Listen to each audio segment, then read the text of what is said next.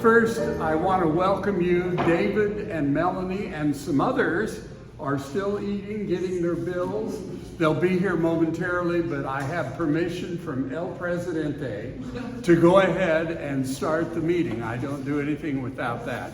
I'm Errol Zimmerman. I think I know you all. We are happy today to have Rafael Arenas Wong do a presentation. And he's going to, this is maybe the third presentation that relates to the John Hilton book, Sonora Sketchbook, which should be required reading for the History Association. It has so much good information on it. So, Rafa, I'll introduce you and let's begin. A hand for our speaker.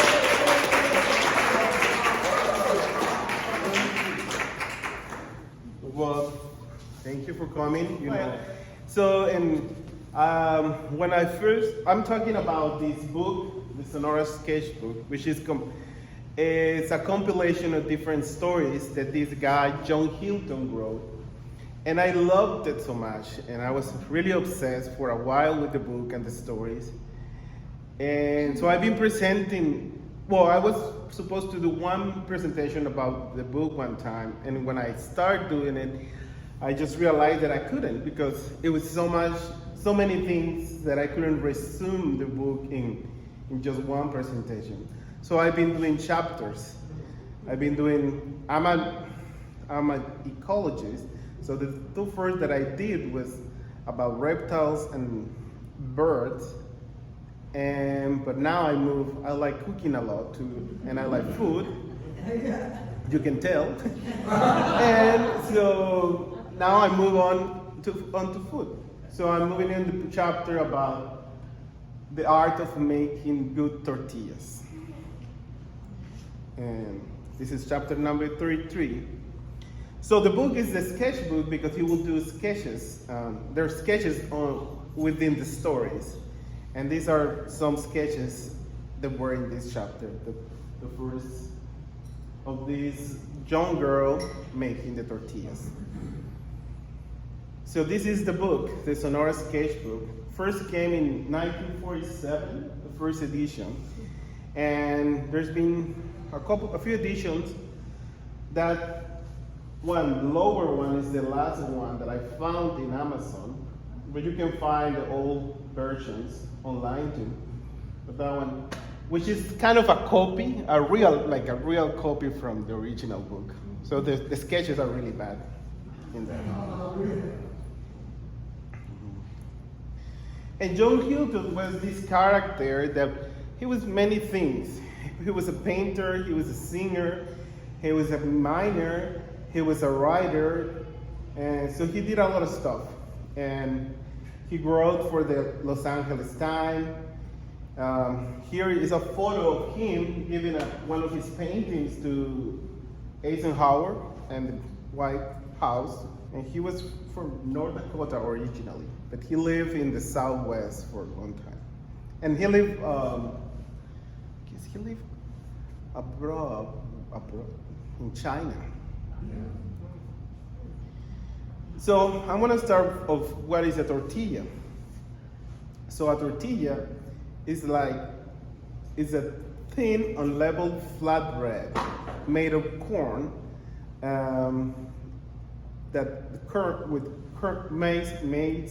kernel maize. And it's a simple dough that it's just made with the hominy, and it doesn't require even salt, the one they do. The ones that I'm talking about, that they are the ones that they do in the countryside, and the original one that they don't even have salt. It's just the hominy from the corn kernels, and cook over a griddle.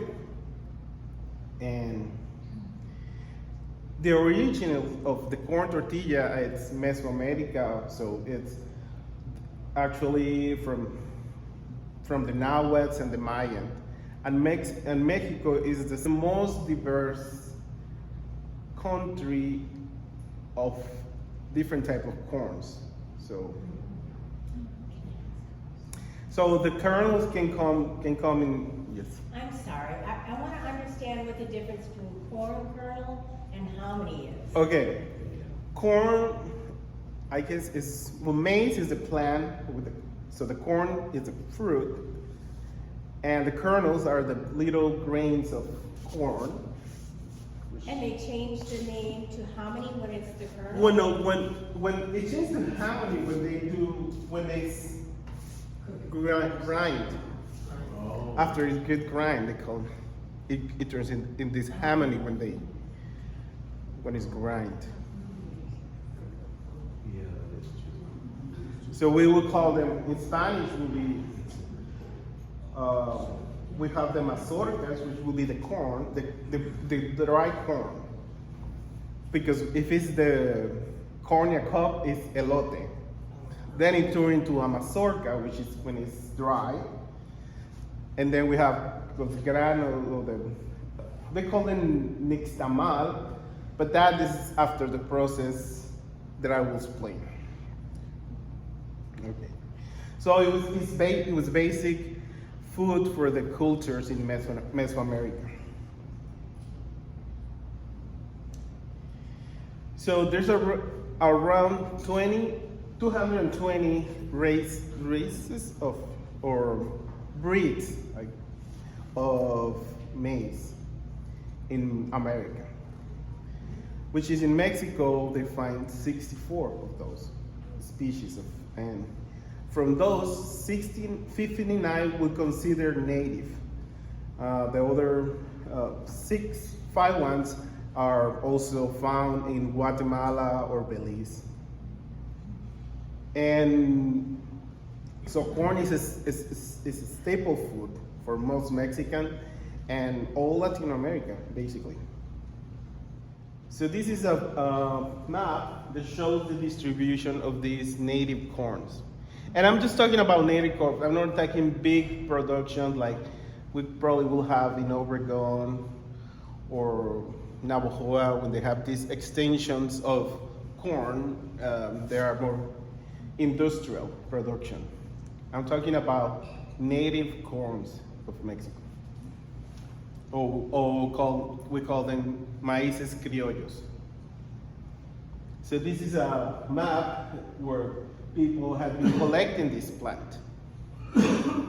Because in some point, maybe in the last 40 years, they start getting concerned about corn, native corn, and they start going out and collecting this corn because we didn't know how many species or varieties we have. And also corn has evolution with us, and so there's many, we have created and modified the corn by using it. And some of these races are just the mix of different corns that we have. And we still have like the native, like the beginning of maize. And it's a little, almost like a grass. It has a few kernels on it. And you can still find the native in some part of Mexico. So there's still going on mixed pollination or mixed, they're still doing biodiversity by mixing their genes. So this is a poster that I found, and it shows you some of the diversity of the corns that there are around Mexico. Different colors, shapes, and in this part, those are the beginning of the corn. We call them teocintles. So you see it's just a few kernels, but that's the beginning of the corn we have nowadays. And so there are different corns to grow in different altitudes, different climates, and different seasons. Some are fast growing, some other ones are delayed. Their process is slower. So they are all figured out for the cultures when they have one corn ready but then later on they will have this other corn ready.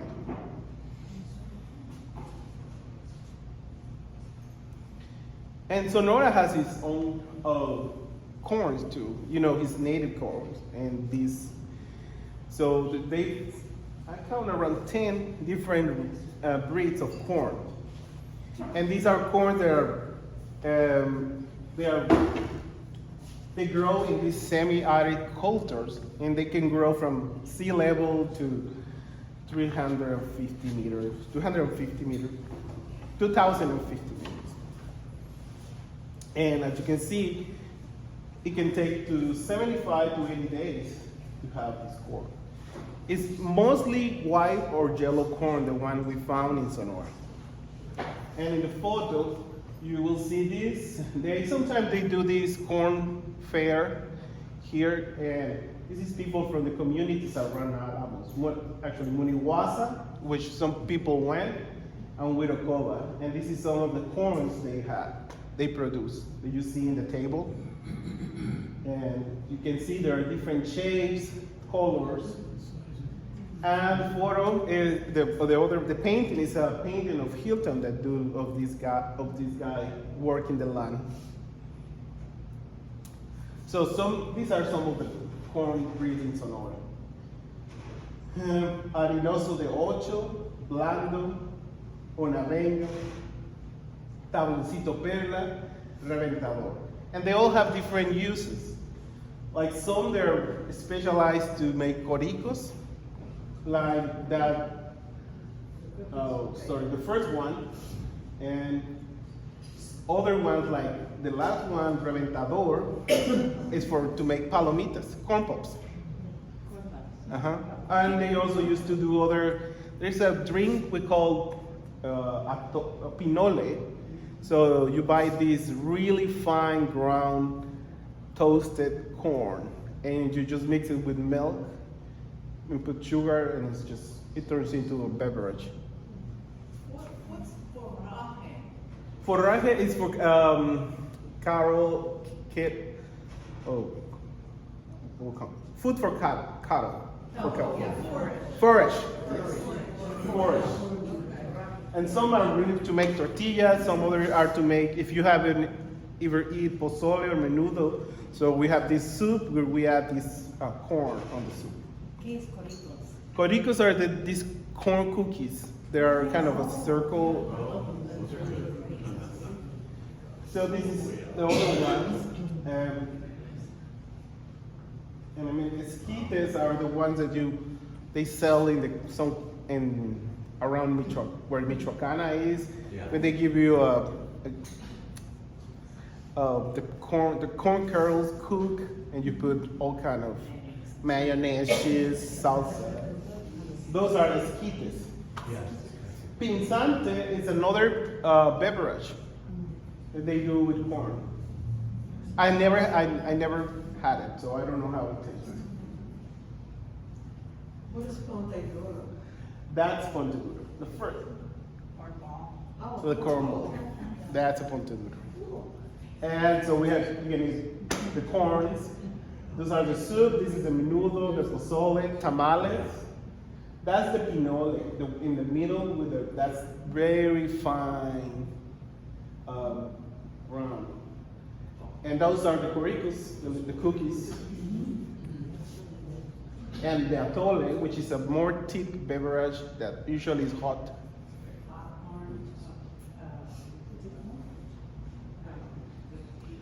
So in this process to make a tortilla, it takes work, and they will call it that is an artisanal process because it can take 18 to 24 hours to make a tortilla. Because the process starts with the kernels being soaked and cooked in lime water and living there overnight. So this what we'll do, they will the corns are dry, the kernels are dry, so it will rehydrate them, but also it will break some proteins, the lime, and so that will make the corn more accessible for our digestive system. And that's the process of nixtamalización. So they get softened, and so they're easy also to grind and marinate this hammock. So this is kind of a way to put in big pots where they cook it and they just add lime.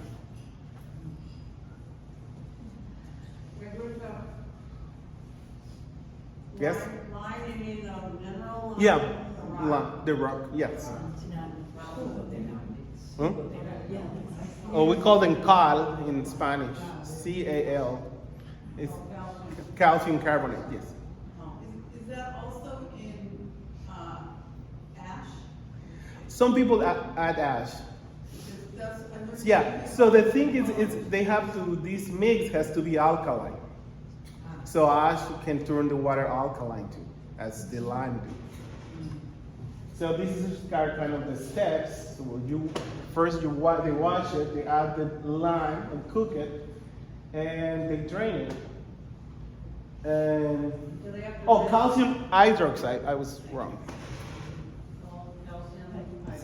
So and then just I once heard that Mexican corn, you have to cook it for several hours in order to be able to eat it. Is that true? well, this is kind of the process, and this concoction that it will turn it into, it will break some proteins, and it will make it more accessible to your digestive system to absorb it. But it takes several hours. Of Yeah, cooking. like 18 to 24 hours. I mean, the process of making a tortilla, I'm taking, but yeah, just making the last process is 30 meters an hour. But yeah, most of the longer process is to cook it or leave this for a night, for example, overnight. They do it overnight usually. Does somebody have to stir it throughout the They day? do it at the beginning and they just cook it for a while and they just leave it there overnight. So, and then after that, they rinse it with the lime water. They take the lime water out and they rinse it a couple of times and they take the pericarp, which is the skin, this little skin that is on the kernels. They cover the kernels.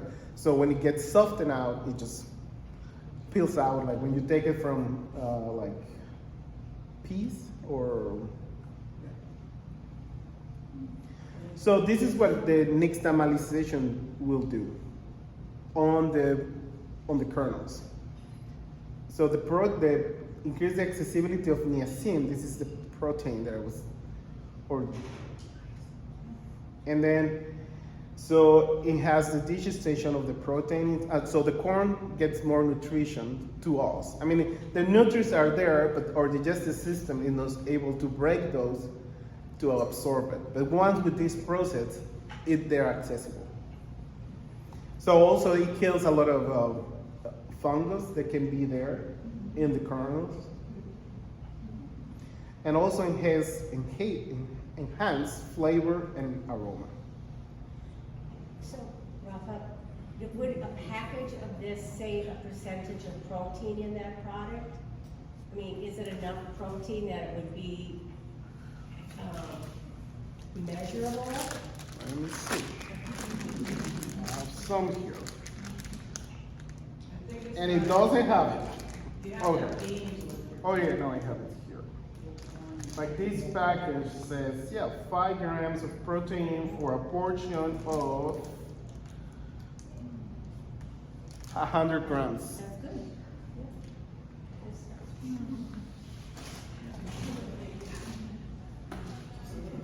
Did you say they remove the skin, or they just? Yeah, they remove the skin, the pericarp, which is, yeah, like, And then what is the skin used for? and they just trash. Yeah. No, it's just like, I can't remember. What is the name of garbanzos in English? Chickpeas. Chickpeas. You know, when chickpeas have this little skin, so it's very similar. So it's not good for, maybe chicken will eat it. I don't know, but it's just probably fiber, and they take out because the hamoni will be more rough if you leave the skin. It gets more texture. So then,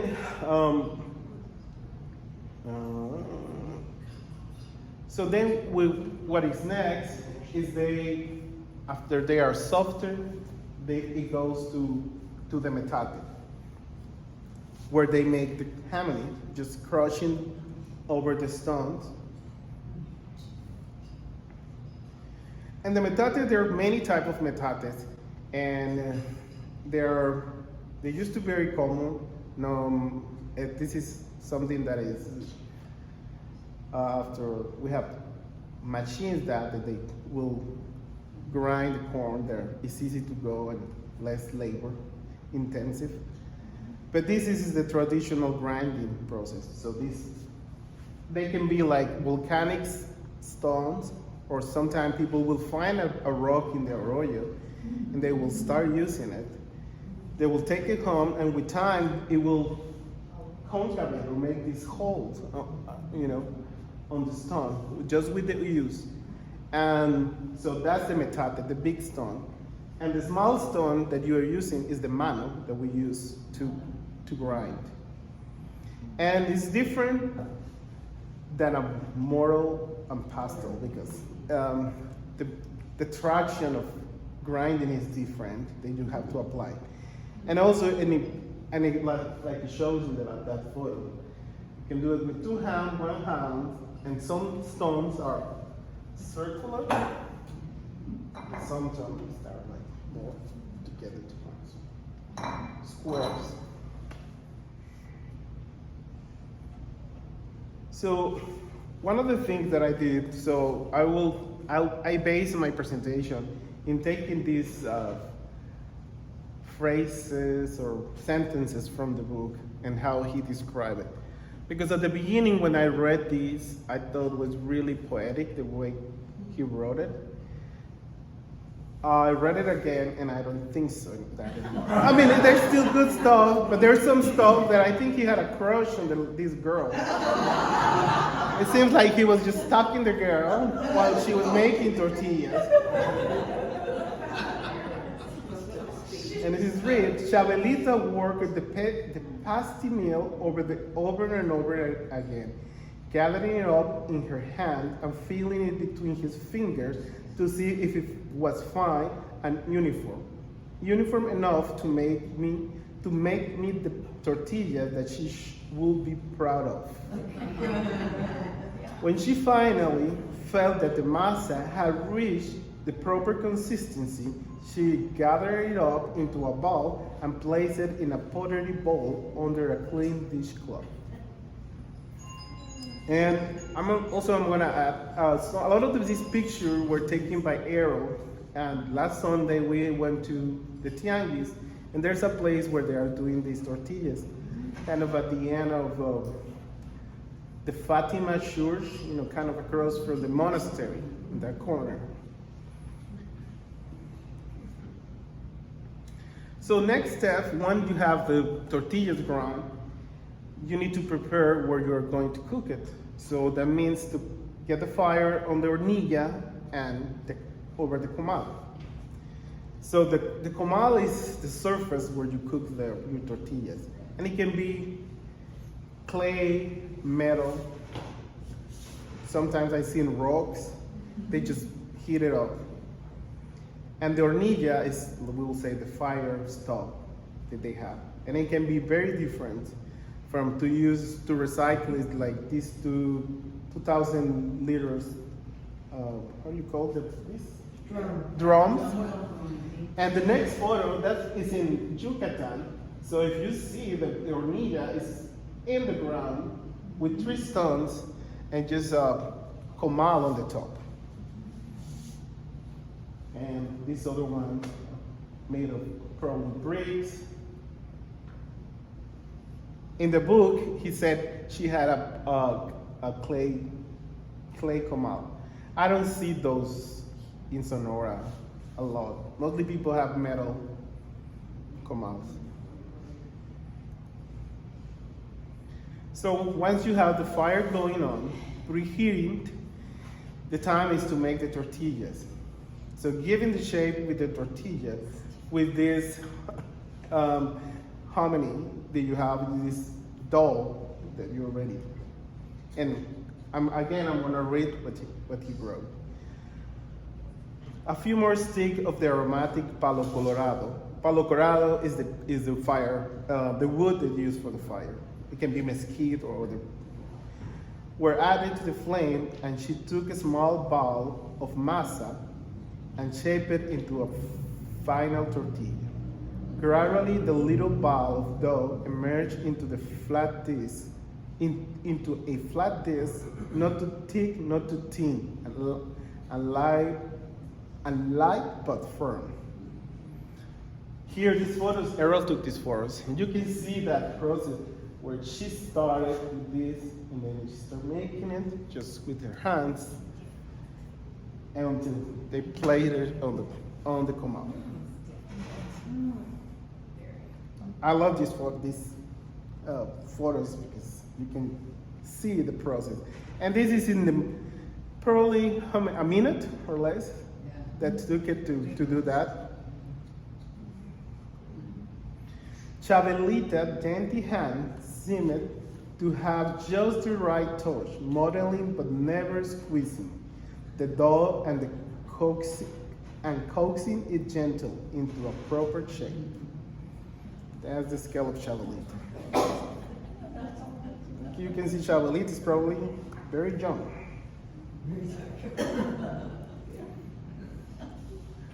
I could hardly wait as she places the first tortilla on the pottery pan to bake.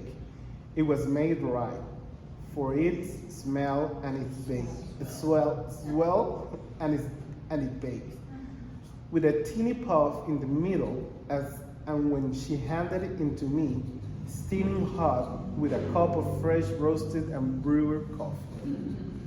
So when you have, when you have you're good cooking tortillas, because they divide, when they're flooded, so you have two pieces. Well, not two pieces, it's just one piece with one raise, so it's one thin layer and one more thick layer.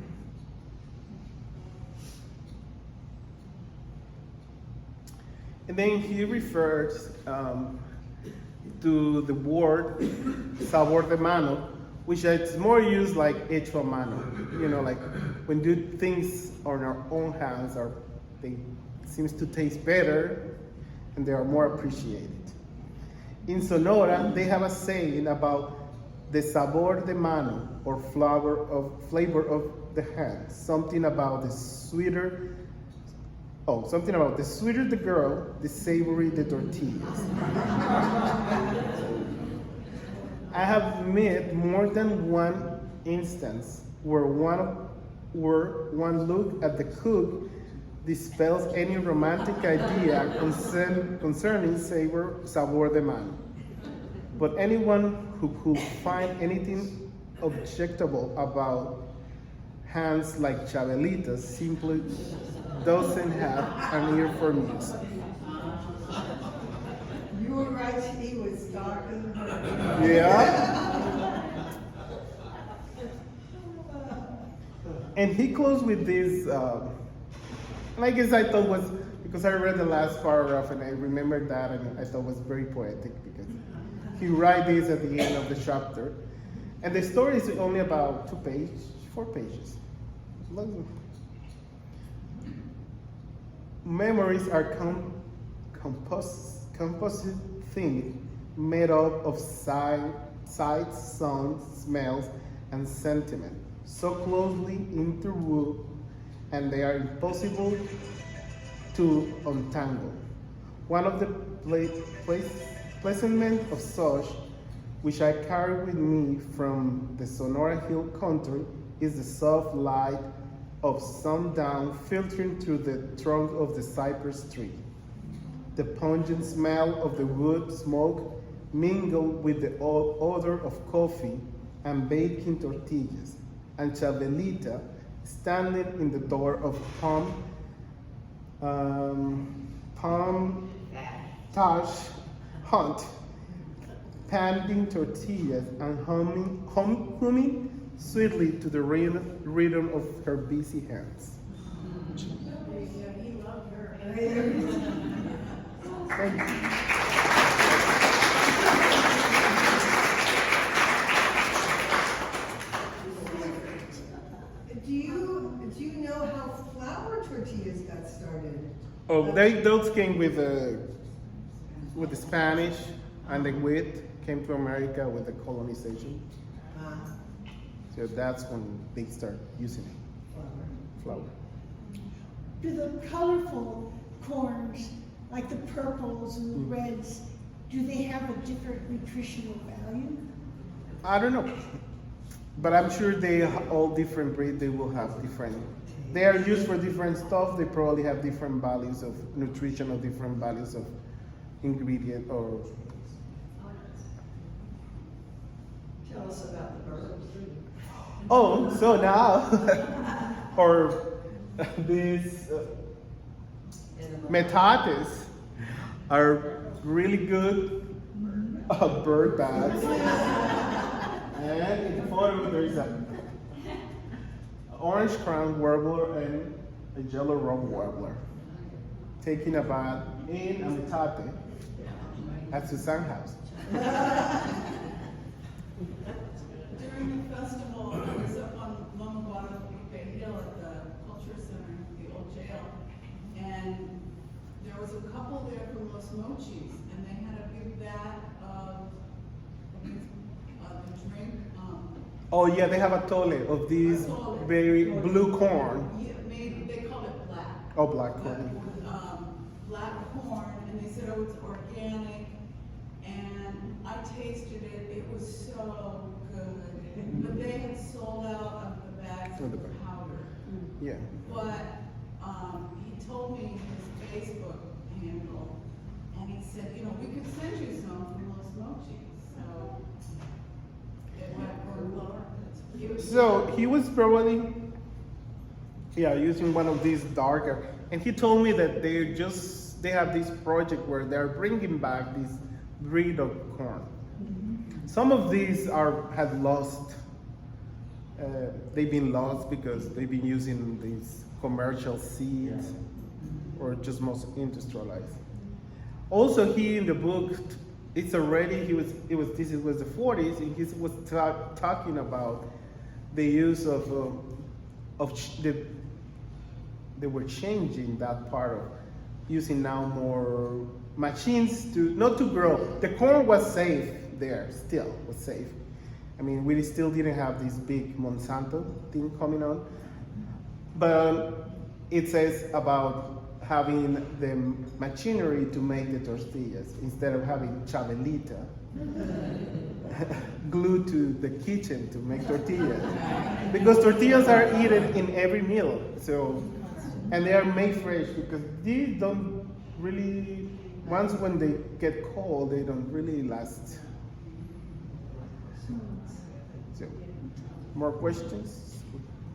I have a question. About maybe 2 weeks ago at the Tianguis on Sunday morning, somebody, just a kind of a random seller, not somebody who was usually there, was selling bags of white corn. Corn on the cob that was white, and there were about, maybe 10 or 12. So I brought it home and I thought, I had no idea whether it was gonna be terrible or hard or unflavorful. It was probably the best sweet corn I've ever eaten. I just kind of. And this corn probably came from either Sinaloa or the Valley. Because usually the local corn is only available during the rainy season, because that's one of the things, these corn that just grow more, artisanal way. Where did it come from? From Navajoa, from the Valley. I talked to Tech. I spoke to them and they said they were mild and they brought them. Thank you. So I will invite you to come here and see. I have it here in the table, kind of all the process, and some of the corn that I bought in one of these fairs. So these were local grown or around here. And I have the corn here, kernels, and these after they've been nixtamal, they're made nixtamal, so after the land and everything. So the And this is, I have also after they grind it. And if you have wait 5 minutes, I will have tortillas for you. I'm gonna make some cookies for a friend that's sin gluten. And the woman from Comadre says, oh, if you're gonna make cookies for your friend, take this white corn. There's a difference between the yellow corn flour and the white corn flour. Yeah, again, they have It's different. the same kernel, but they just remove the, No, there's yellow corn, there's white corn, and so white corn flour is from a yeah, different plant. different. And it's sweeter and softer. And They have different consistency. Okay, so you make Coricos. No, I made those rosemary shortbread bars. Oh, okay. The little round, do you know what's in it? That's the The little round cookie? It's not Coricos. That one. Yeah, do you know how to make them? I've done it one time. And when It's a lot of work. when my grandmother. Where would you recommend buying those here in Alamos? What's the best? There's with a lady in the Tianguis too, but more in the other side, like closer to The bank. that area. They're all over stores and people sell them. In some stores they sell, but they're not. There's a Sometimes. really good one in the little new bakery store that's on the corner there. Where they have baking supplies. Oh, yeah. From San Bernardo, there's a woman there that brings them each week. They're really Oh, good. those are good programs. Yes, they're good. So these people that was from Sinaloa, they have these coricos also made with this dark corn. They look like chocolate cookies. And they got some with, cactus, what's the name of the cactus? Oh yeah, to make tortillas now they make tortillas with many things. They just grind either nopales, beets, carrots. They had burritos with,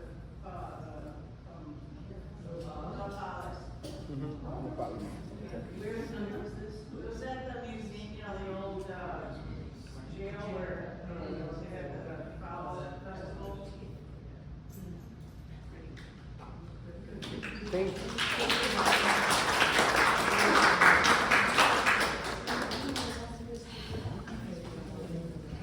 Next week, we're doing our almost annual field trip towards in the Etchahoa area this time.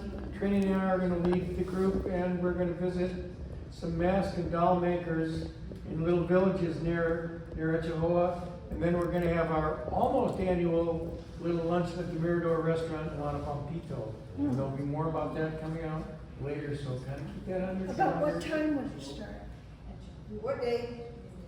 Say that again? About what time? We are going to meet, we're going to gather at noon by the soccer stadium, and then arrange our carpooling and go. It'll be online It'll be and online. by email, so Okay, we'll thanks. have that. And if anybody has not paid their membership dues and wishes to be a member, our treasurer Joan is right back there waiting for you. And she will take care of you. Take care of you. Well, thank you all for coming, and thank you for that presentation. This is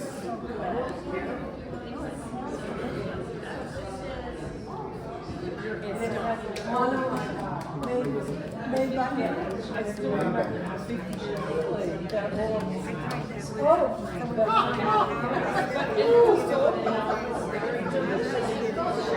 just like a basic starch that wraps up water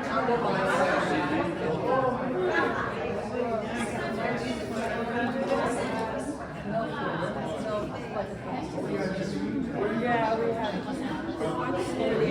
So beautiful. So beautiful. They're beautiful. Yeah. They are.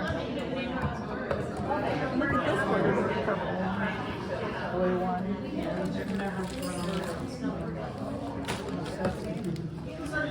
Here's one that has different colors.